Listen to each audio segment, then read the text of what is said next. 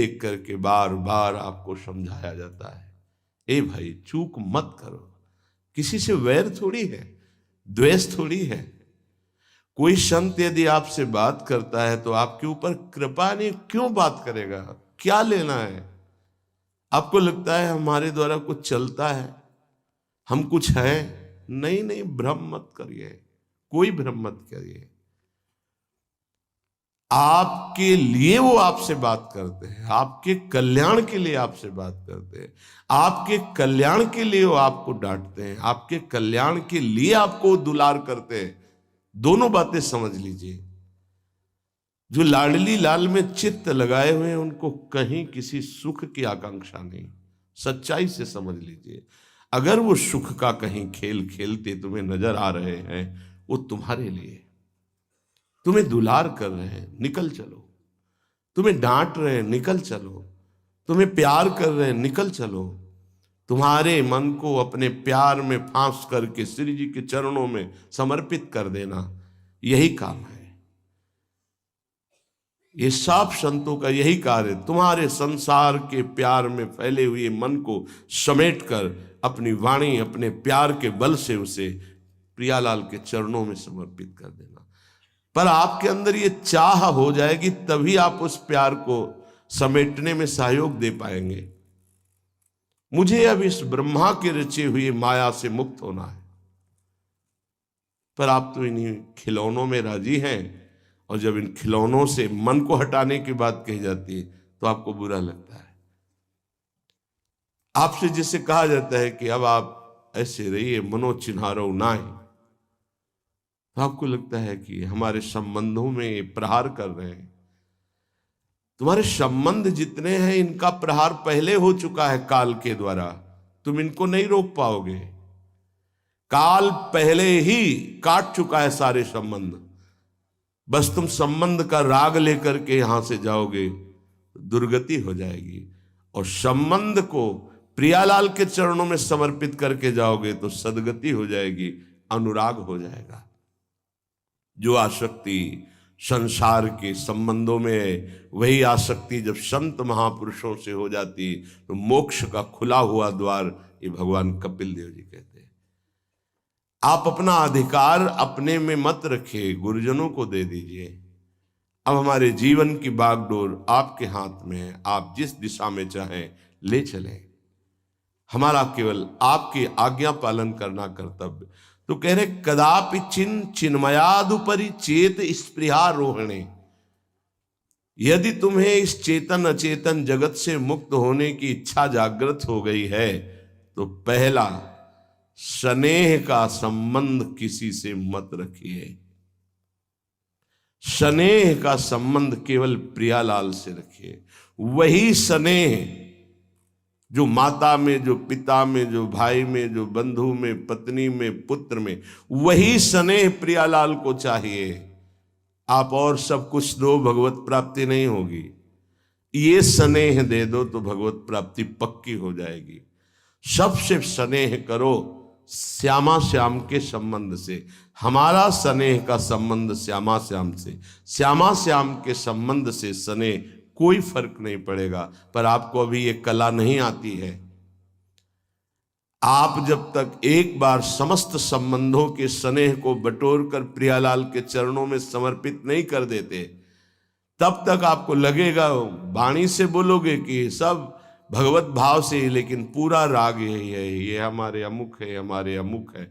इसलिए इस रहस्य को समझो, पहले हटो, फिर जब वो राग अनुराग में बदल जाता है तो फिर पूरे विश्व से प्यार करो, कोई फर्क नहीं पड़ेगा। सब जीवन सो प्रीति रीति निवाहत आपनी, क्योंकि वो रीति जानता है। हमारी रीति श्यामा श्याम के संबंध से ही सबको मानना। एकांत की रति विधान करो, शब्दों को समझिए। एकांत की रति विधान करो, अर्थात हमारे हृदय देश में केवल इष्ट और गुरुदेव के सिवा किसी से प्रीति नहीं। पर बहुत इस बात से हम कमजोर हैं।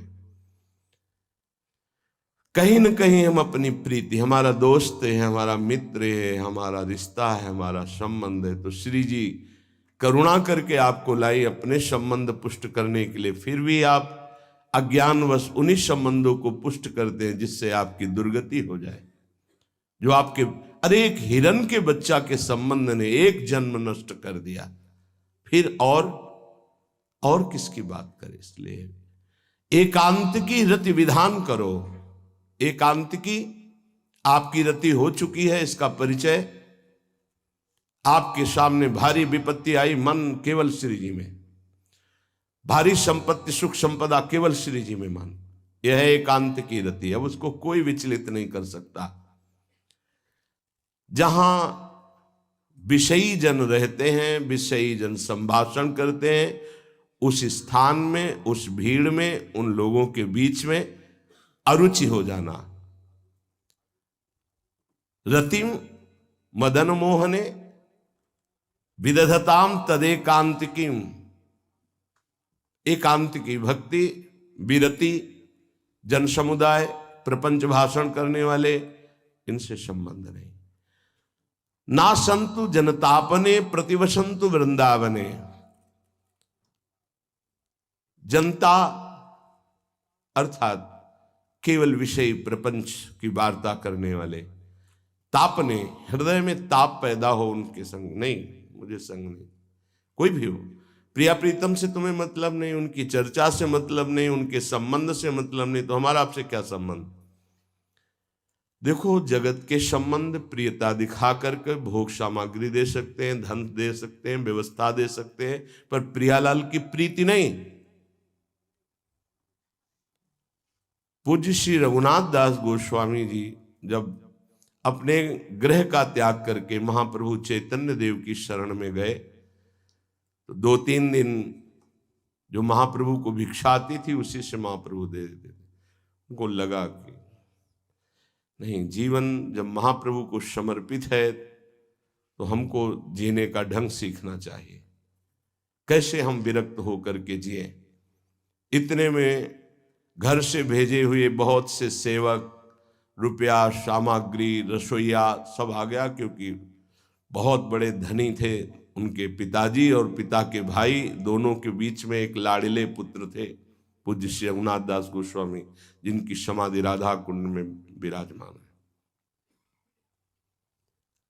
अब सुंदर सुंदर पकवान, भोग सामग्री घर के भेजे हुए रसोइये सब बनाते, प्रभु को भोग लगता, महाप्रभु चैतन्य देव को भी।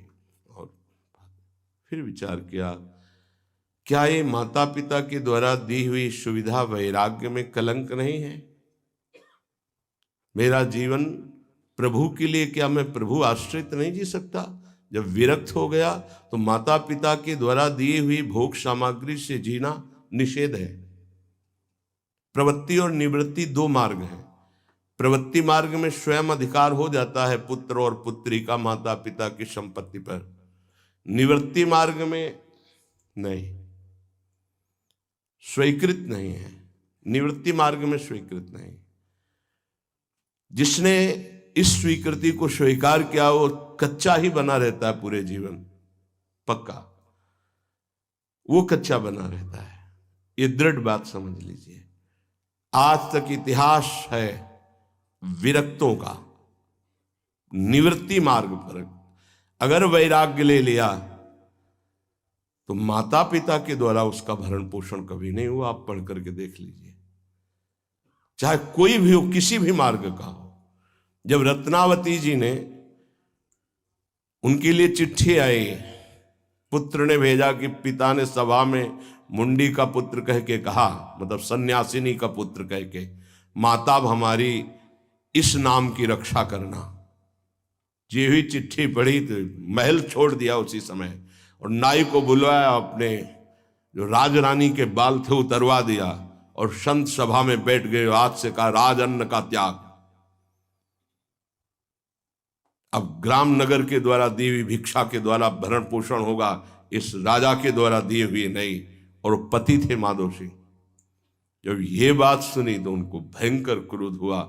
मेरे सामने मेरी पत्नी, मेरा इस तरह का अपमान, मारने का प्रयास किया, निष्फल है। अंततो गत्वा, चरणों में हाथ रख के माथा रखा है, पढ़ के चरित्र देख लेना। नहीं इनके महल में रहूंगी, नहीं इनका भोजन पाऊंगी।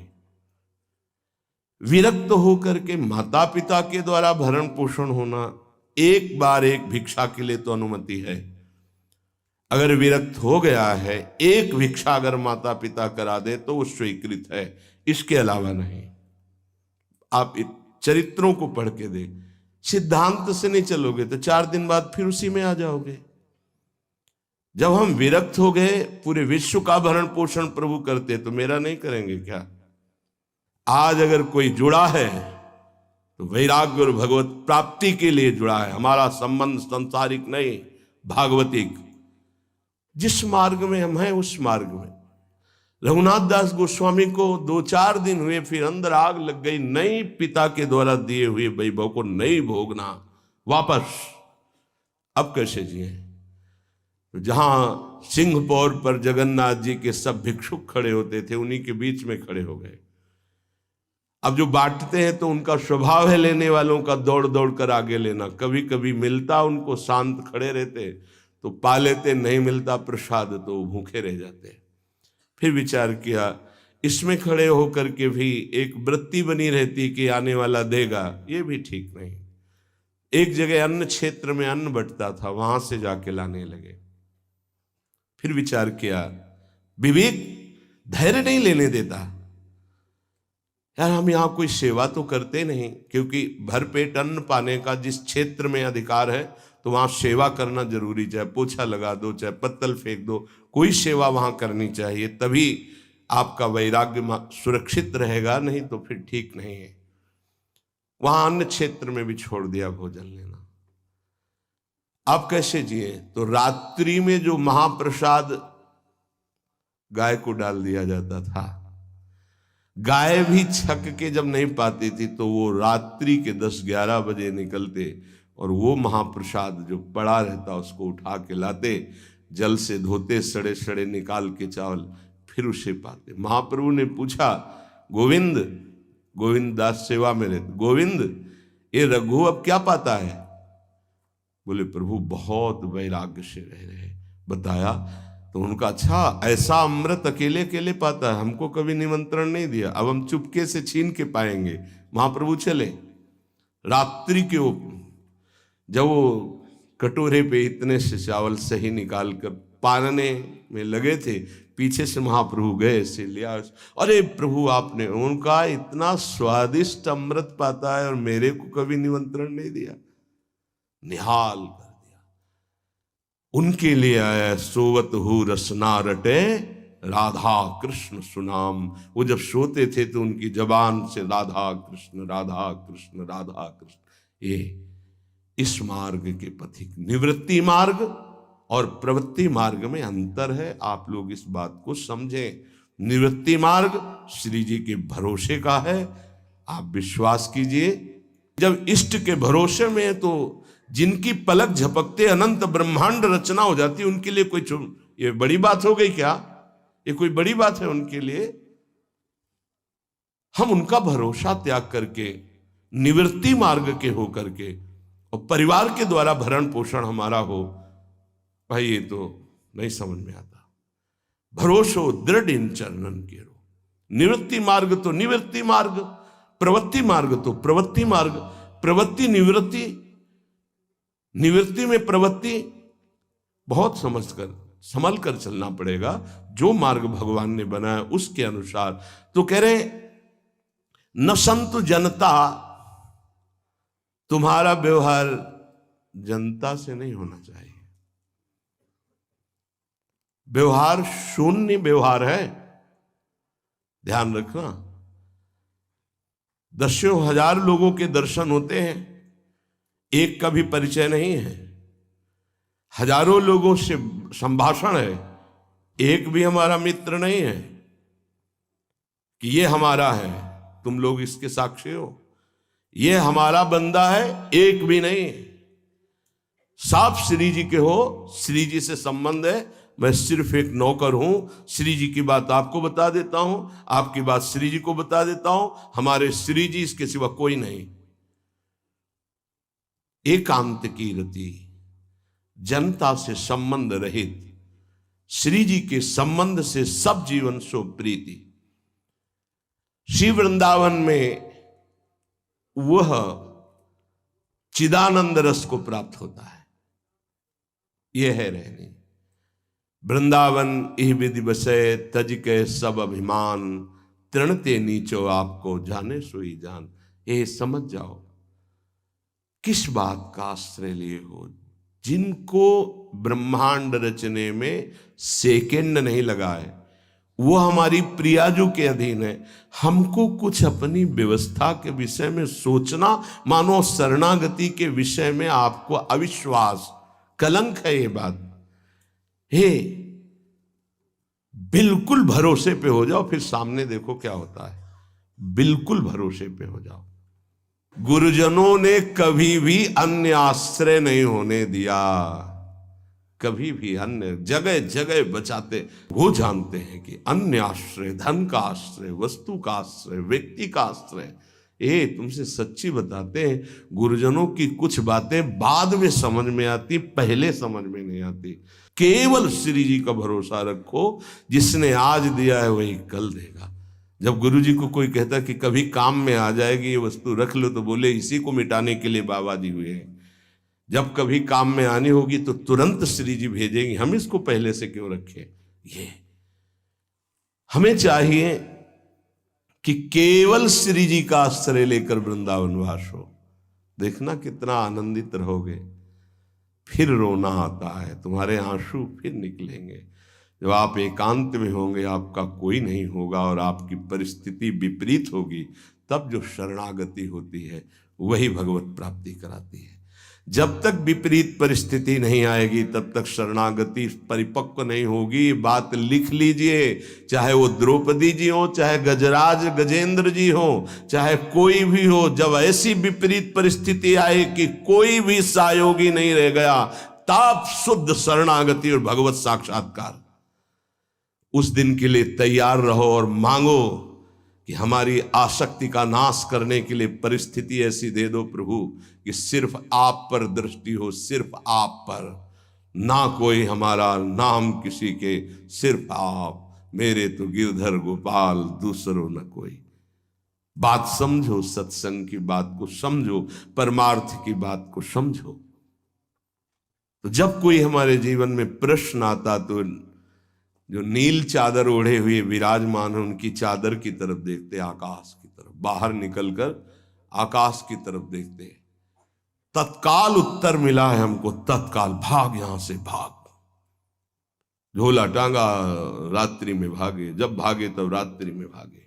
भागो भागो भागो, भागते भागते अब पायो परम विश्राम।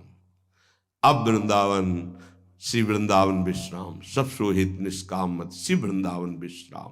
हे, भागते रहो, संबंधों से भागते रहो, आश्रयों से भागते रहो। एक आश्रय केवल हरि गुरु का, बस एक विश्राम स्थल। जैसे आप रखो, जैसे आप रखो, हम उसी में राजी हैं। समस्त प्राणियों को वृंदावन के नमस्कार बुद्धि से देखो। देखो यहां की रहनी, वृंदावनी विधि बसे तज के सब अभिमान, तृणते नीचो आपको जाने सोई जान। तृण से नीच अपने को जो जानता है सबको नमस्कार करेगा। और सच्चाई में देखो तो ऐसा ही है, कुछ नहीं है। कोरा अहंकार केवल है। क्या है हमारे अंदर? कुछ नहीं। अगर गुरु कृपा न हो, प्रियालाल की कृपा न हो, तो कुछ नहीं। हाथ उठा के कहते हैं कोई बल नहीं है। बल है तो वो है, नहीं तो वो नहीं, तो कुछ बल नहीं। क्या बल है? आप देखो, अंदर से देख लो बैठ के, तुम्हारे अंदर क्या बल है। फिसल कर गड्ढे में गिरने का तो बल है, लेकिन गड्ढे से निकलने का बल तो नहीं है। फिसलने में क्या बल? फिसल कर गिरने का तो है, लेकिन गिर के संभलने का बल ये केवल गुरु का बल है, ये केवल इष्ट का बल है। इसलिए श्री धाम वृंदावन का आश्रय और वास स्वीकार करो। सबसे छोटा अपने को समझो, समस्त प्राणियों को नमस्कार करो। क्यों? क्योंकि कहीं कोई वृंदावन में किसी का अपराध न बन जाए। नमंतु ननु जंतु कानिह नमंतु रस्तु क्वचित।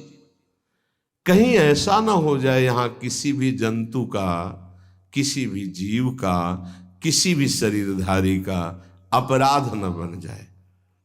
अगर वृंदावन में कोई अपराध ना बनने पावे और सबको हम नमस्कार करके रहें और श्री जी का केवल भरोसा रहे, तो आप चमत्कार देख लेंगे, अध्यात्म आपके अंदर प्रकाशित हो जाएगा। जैसे जैसे अध्यात्म प्रकाशित होता है वैसे वैसे शांत होता चला जाता है, मन शांत होता चला जाता है, कोई वासना हृदय में नहीं रहती। पूज्यपाद श्री उड़िया बाबा जी महाराज से प्रश्न किया, पीछे वर्णन किया गया था कि बड़े बड़े महापुरुषों की ये लोग निंदा क्यों करने लगते हैं, क्यों द्वेष करने लगते हैं? वो तो किसी से द्वेष नहीं करते। जितने महापुरुष हुए उनकी निंदा हुई है, वर्तमान में जितने हैं तो आप देख लो सैकड़ों अगर नमस्कार करने वाले तो कुछ निंदक आपको मिलेंगे। ऐसा क्यों होता है? क्योंकि संत तो किसी से द्वेष नहीं करते, द्रोह तो उनके हृदय में होता नहीं, अद्वेष्टा सर्वभूतानाम। फिर ये क्यों होता है, निंदा क्यों कहते हैं?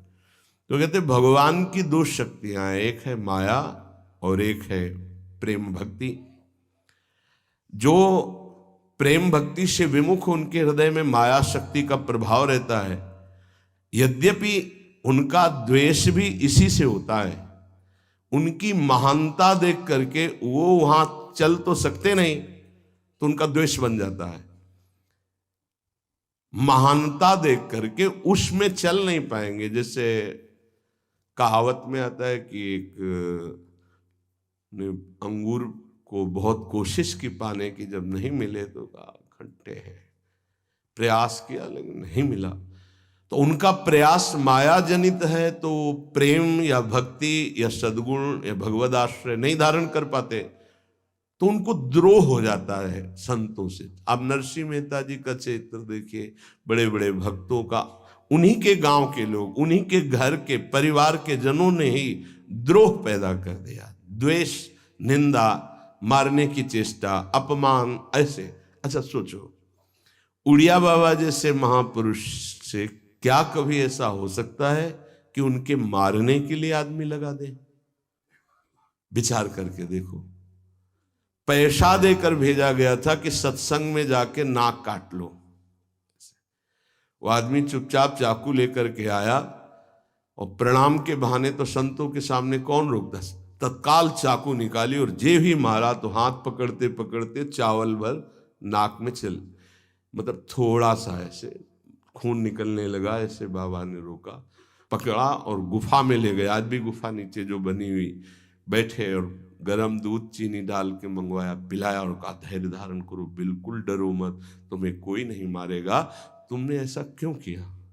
तो रो पड़ा संत कृपा देख के और कहा बाबा मुझे इतने 1000 रुपये देने की बात कही गई थी कि बाबा मैं गरीब आदमी हूँ, पैसे के लोभ से बुद्धि मारी गई। उन्होंने कहा बस तुम ऐसे नाक में चाकू मार देना। ऐसा बाबा ने कहा कोई बात नहीं, कहाँ से आए हो? बोले हाथरस के हैं। बाबा ने ये नहीं पूछा कि किसने भेजा है। चतुरता इस बात की कि सब शिष्य थे, अगर ये पता चल जाए कि किसने, तो उससे द्रोह हो जाएगा ना, बस इतना पूछा था क्यों तुमने ऐसा किया? तो बोले मुझे पैसा दे। ये नहीं पूछा किसने किया, क्योंकि उससे द्वेष हो जाएगा। अपने शिष्यों से कहा शपथ है हमारी, इसे डांटना भी नहीं और हाथरस की बस में सुरक्षित बैठाल करके आओ, चल जाओ। बोलो ऐसे महापुरुष को फिर बाद में लीला, द्वेष की हद हो गई, संसार द्वेष की सूली पे चढ़ा दिया, जहर पिला दिया। मीरा जी को जहर पिला दिया, प्रहलाद जी को क्या, क्यों ऐसा करते हैं लोग? बोले माया से आसक्त चित्त वाले जब भक्त को देखते हैं तो उनके अंदर गाली देने का मन होता है, जलन पैदा होती, स्वभाव ऐसा स्वाभाविक है। उनके हृदय में इतना द्वेष पैदा होता है कि वो दुष्ट हृदय कैसे इनकी हानि हो, बस ये सोचते हैं कैसे इनकी। बड़ा विचित्र खेल है। ये संतों के साथ क्यों? पलटू बाबा को अयोध्या में झोपड़ी में ही आग लगा दी आसपास से, ऐसा ऐसा क्यों होता है? तो बोलिए माया शक्ति, कि जिसके हृदय में माया का प्रभाव, मलिन हृदय होता है, वो संतों से स्वाभाविक द्वेष करते हैं, जो कि द्वेष के पात्र नहीं है। वो किसी से वो द्वेष नहीं करते। एक संत आप चरित्र उठा करके देखो, संतों से द्वेष करने वाले प्रत्येक महापुरुष के जीवन में देखा गया कि द्वेष करने वाले, और कोई कोई तो उन्हीं के पार्षदों के रूप में द्वेष करने लगे, उन्हीं के पार्षद बनकर उनकी खिलाफत करने लगे, और उन्हीं के पार्षदों के द्वारा उनको सूली पर चढ़ाया गया। बड़ा विचित्र माया का खेल है। इसी से वो भक्तों की निंदा करते हैं और भक्तों से द्रोह करके अपना सर्वनाश कर लेते हैं। तो क्या इससे बचा जा सकता है? यदि भगवान का नाम जप करने लगे, भगवान का आश्रय ले ले, तो दृष्टि बदल जाएगी। आप देख लेना, दृष्टि बदल जाएगी। नाम जापक सहृदय होता है, वो घोर पापी पर भी प्यार करता है। लोग समझते नहीं उनके हृदयों को। घोर पापी को भी वो प्यार करके भगवान से मिलाना चाहते हैं। यदि आप नाम जप करते हैं तो आप बच सकते हैं, नहीं संत द्रोह की वृत्ति अंदर पैदा हो जाएगी। ये माया है। ये जहां किसी महापुरुष का यश सुन तो वही निंदा शुरू कर देता है, क्योंकि माया उसका पतन कराती है और भक्ति उत्थान कराती है।